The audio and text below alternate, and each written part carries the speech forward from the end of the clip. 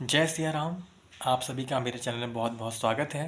आज हम लोग बात करेंगे कि किस तरीके से जब श्री राम वनवास के समय और जब वो लंका के ऊपर चढ़ाई कर रहे थे और जब उन्होंने वहाँ पर राम सेतु का निर्माण किया, तो उन्होंने जब वहाँ पर रामेश्वरम की स्थापना करी।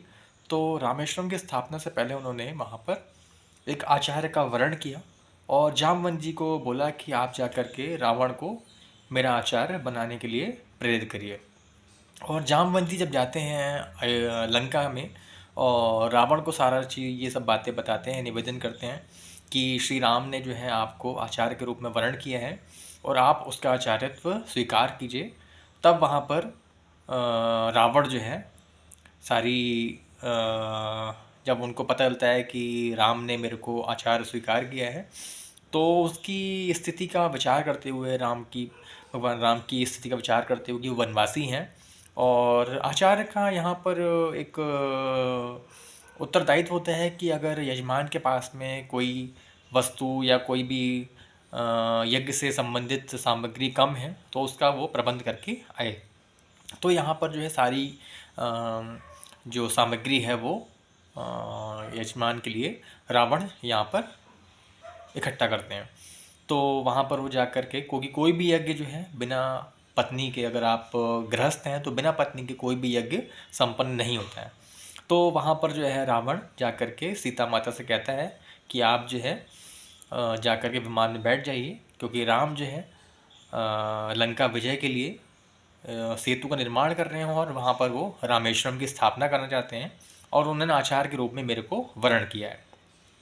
तो सीता जी बोलती हैं कि ठीक है, लेकिन वो उनको शर्त के साथ में ले जाते हैं कि आप जैसे जा रही हैं वैसे ही मेरे साथ में वापस आ जाइएगा। वो कहती हैं ठीक है। और इस तरीके से रावण जो है श्री राम के पास में पहुंचता है और सीता जी को निवेदन करता है कि आप पुष्पक विमान में ही बैठे रहिए, जब मैं आपको बुलाऊं तभी आप प्रकट होइएगा वहाँ पर। तब जा कर के वो जब श्री राम के सामने प्रकट होता है रावण, तो उनको बोलता है कि आप जो है अ, आपकी पत्नी का है, अर्धांगिनी का है आपकी, उनको लेकर के आइए। तो राम भगवान यहाँ पर निवेदन करते हैं कि अगर किसी यज्ञ में आपकी पत्नी नहीं है तो आप उसका कोई भी और भी समाधान कर सकते हैं। तो वो कहते हैं कि ऐसा तो नहीं है कि आपकी पत्नी नहीं है और ऐसा भी नहीं कि आप सन्यासी हैं और ऐसा भी नहीं है कि आपकी जो है पत्नी का देहांत हो चुका है, और कोई भी यज्ञ है अगर आपकी पत्नी है तो उसके बिना वो संपूर्ण नहीं हो सकता। तो वो कहते हैं कि महाराज समाधान बताएं। तो वो कहते हैं कि यज्ञ का जो आचार्य होता है उसका कर्तव्य होता है कि अगर यजमान के पास में कोई सामग्री कम है तो वो उसका प्रबंध करके लेकर के आए, लेकिन वो जैसा लेकर के आएगा वो साथ में वापस ले भी जा सकता है। अगर आप जो भी मैं सामग्री आपके सामने प्रकट करूं उसको आप वापस करने का निर्णय करें तो मैं आपके लिए कुछ प्रबंध करता हूं। तो वो कहते हैं ठीक है। तो वो कहते हैं कि ठीक है, अपने आप कुछ वानर सेना को भेजिए और पुष्पक विमान में सीता जी विराजमान है, उनको लेकर के यहाँ पर विराजमान कीजिए। तो वो कहते हैं ठीक है। तो इस तरीके से जो है जब बात आती है कि जब सीता जी आकर के विराजमान होती हैं पार्श्व भाग में श्री राम भगवान के, तो रावण कहते हैं कि लिंग विग्रह कहाँ है जिसका आपको यहाँ पर स्थापना करनी है। तो वो कहते हैं कि हनुमान जी जो हैं कैलाश पर गए हैं लेने के लिए और जल्द ही वो आते होंगे।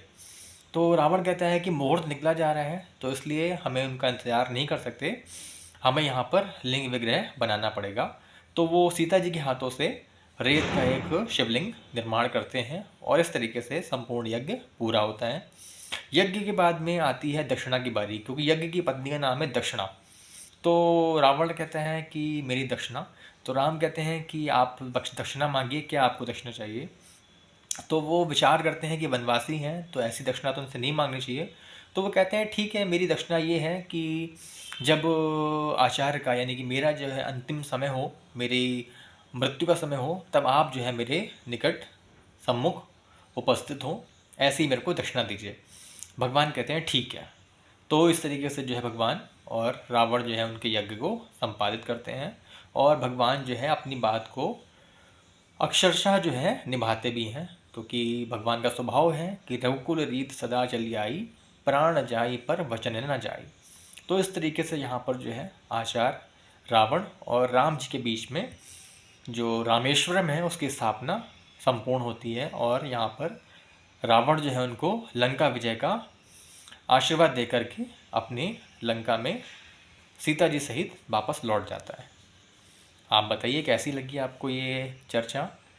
आपका बहुत बहुत हार्दिक अभिनंदन, हार्दिक आभार यहाँ तक बने रहने के लिए। धन्यवाद। जय सिया राम।